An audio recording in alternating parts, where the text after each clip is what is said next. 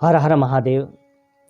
आज माघ महीने के इस पावन पवित्र मास में आज हम तृतीय दिवस की कथा का श्रवण करेंगे। तृतीय दिवस की कथा को प्रारंभ करने से पहले सभी लोग भगवान श्रीमन नारायण का और भगवान शंकर का ध्यान करें। ओम कस्तूरी तिलकम ललाटपटले वक्षस्थले कौस्तुभम नासाग्रे वरमौक्तिकं करतले वेणुकरे कंकणं सर्वांगे हरिचंदनं सुलिलितं कंठे च मुक्तावली गोपास्त्री परवेष्टितो विजयते गोपालचूडामणि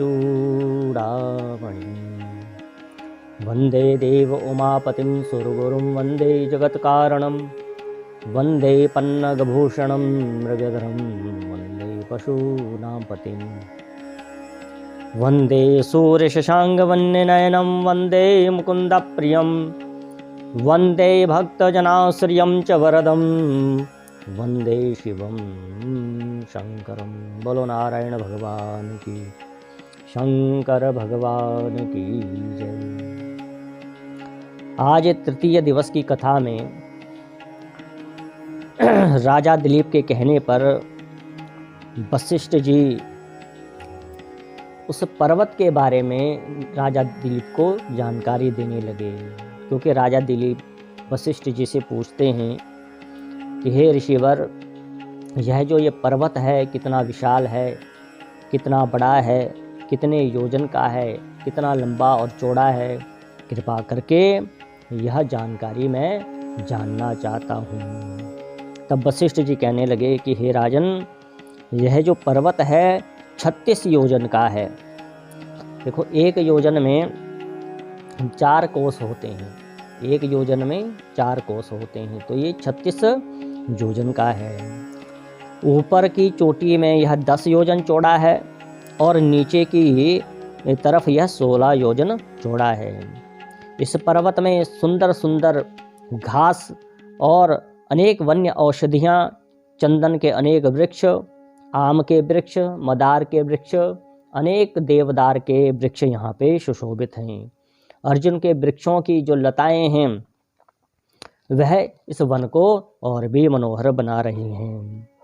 तो दुर्भिक्ष से दुखी होकर, अर्थात कलह से परेशान होकर अशांति मन में जब भृगु ऋषि के मन में आई, तो भृगु ऋषि इस पर्वत की इन्हीं वन्य सुंदरता को देखते हुए यहीं पर रहने लगे। तो वह अपने शिष्यों के साथ इस वन में आए और अनेक समय तक, बहुत लंबे समय तक इन्होंने इस पर्वत की कंदराओं में, गुफाओं में तपस्या की, साधना की, भगवान का चिंतन किया।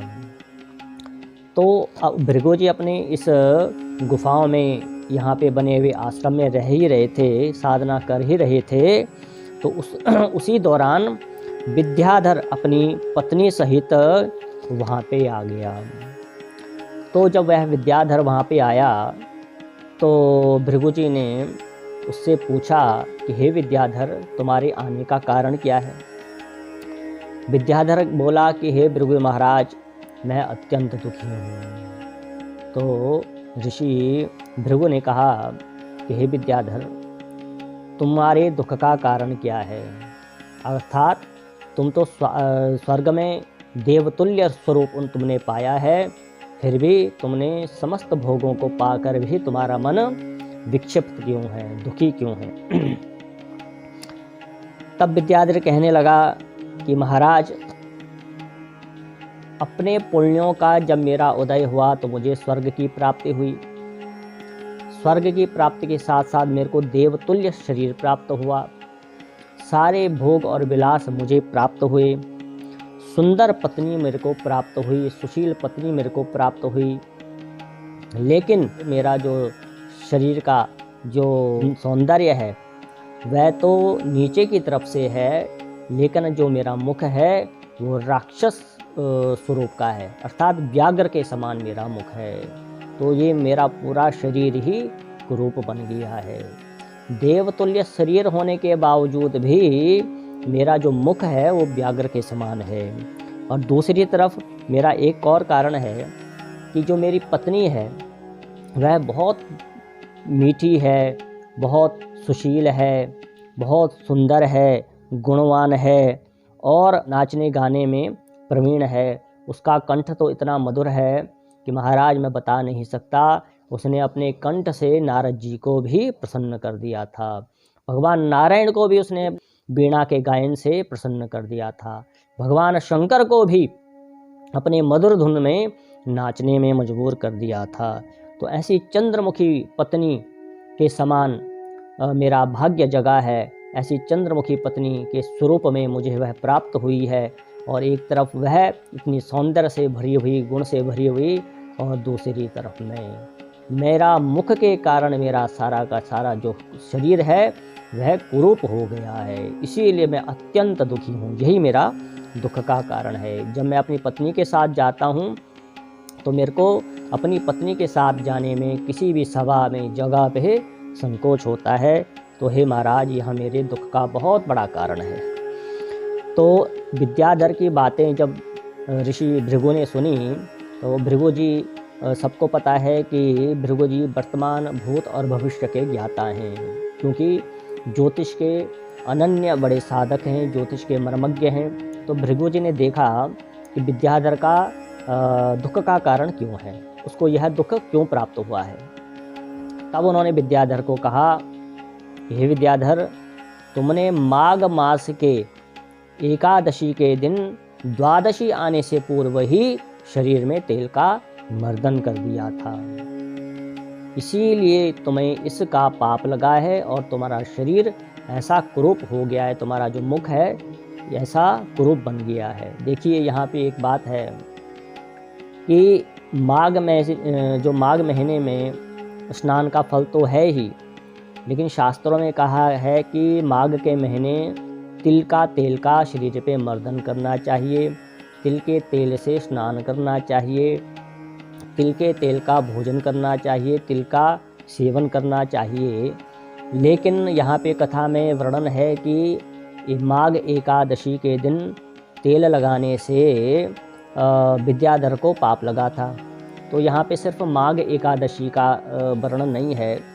हमारे शास्त्रों में जो वैष्णव लोग हैं, जहाँ पे नियम है, जो एकादशी का व्रत पारायण इत्यादि करते हैं, तो उनको ध्यान रखना चाहिए प्रत्येक एकादशी के दिन किसी भी एकादशी में तेल का मर्दन नहीं करना चाहिए, तेल का सेवन नहीं करना चाहिए, तेल में भोजन बना के भगवान को भोग नहीं लगाना चाहिए, तेल लगा के स्नान नहीं करना चाहिए, स्नान के बाद तेल अर्थात बिल्कुल वर्जित है। तो प्रत्येक एकादशी के दिन यहाँ तक संभव हो तो तेल का दीपक भी नहीं लगाना चाहिए। एकादशी के दिन जिनका व्रत होता है, विशेषकर जो एकादशी का व्रत पारायण करते हैं, उनको एकादशी के दिन तेल का दीपक भी नहीं जलाना चाहिए। अगर सामर्थ्य है तो शुद्ध देसी गौ माता के घी से ही दीपक जलाना चाहिए। तो यहाँ पे ऋषि वर्णन करते हैं कि हे विद्याधर, तूने माघ मास की एकादशी को तेल लगाया था, इसलिए तुम्हारा शरीर कुरूप हो गया है। क्योंकि द्वादशी से पूर्व ही अगर शरीर पे तेल लगा दें तो शरीर को पाप लगता है, ऐसे हमारे शास्त्रों में वर्णन है। तो विद्याधर कहने लगा कि हे महाराज, इसका कोई उपाय नहीं है, समाधान नहीं है, इससे तो मैं बहुत ही दुखी हूँ, कृपा करके मुझे कोई समाधान बता दीजिए। तो भृगु ऋषि कहते हैं कि हे विद्याधर, चिंता की कोई बात नहीं है। एक राजा हुए थे पुरुरवा।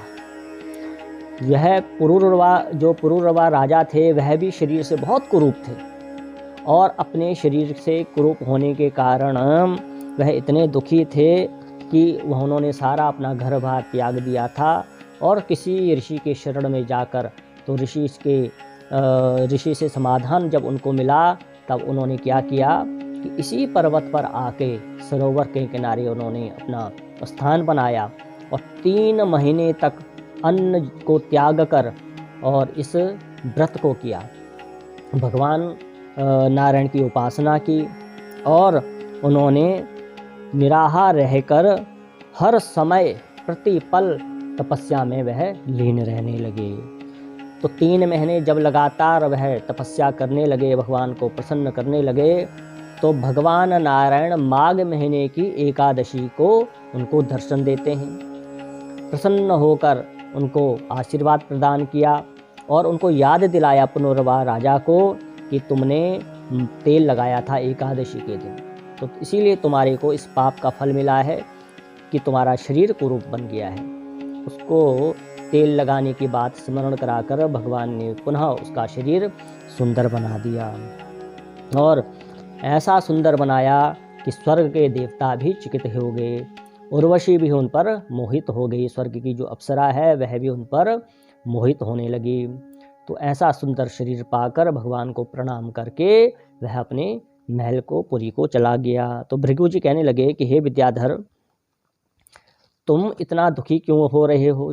जब पुनर्वा जैसे राजा ने तपस्या करके माघ महीने के एकादशी के दिन भगवान से आशीर्वाद प्राप्त करके अपना सुंदर शरीर प्राप्त कर लिया था, तो तुम भी अगर अपना राक्षसी स्वरूप छोड़ना चाहते हो तो मेरा कहना मानो। क्या? इसी हेमकुंड नदी में स्नान करो, जहाँ पे बड़े बड़े ऋषि देवता इत्यादि भी आते हैं, वहाँ पे निवास करते हैं। अब मैं इसकी विधि बताता हूँ। भृगु ऋषि कहते हैं, उसकी विधि बताते हैं कि तुम्हारे भाग्य से आज से 15वें दिन माघ का महीना प्रारंभ हो रहा है। तो तुमने तपस्या प्रारंभ करनी है कब से? पौष मास की शुक्ल पक्ष।